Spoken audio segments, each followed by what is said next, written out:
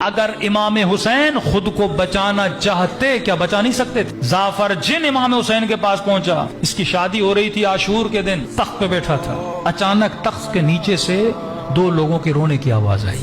جعفر نے کہا کون ہو جو خوشیوں میں رو رہے ہو؟ دو جن نکلے، کہ سردار ہم آ رہے تھے آپ کی شادی کے لیے، کربلا میں ہم نے دیکھا کہ ہمارے مولا کے بدن پہ زخم لگے ہیں۔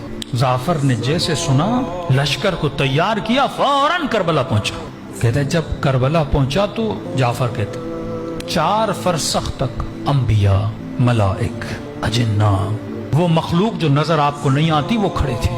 میں نے کہا میں خود کو مولا تک پہنچاؤں تو کیسے پہنچاؤں؟ کہتا ایسی سوچ میں تھا کہ امام حسین نے وہیں سے آواز دی جعفر حسین کے قریب آ۔ کہ جب مولا کے قریب گئے میں نے کہا مولا اجازت دیں میں ان سب کو تہس نہس کر دوں۔ مولا فرماتے میں اجازت نہیں دے سکتا۔ کہ مولا کیوں؟ کہ خلاف عدل ہے جعفر، تو ان کو دیکھ رہا ہے وہ تجھے نہیں دیکھ رہے۔ کہ مولا انسانی بھیس میں آ کے کروں گا۔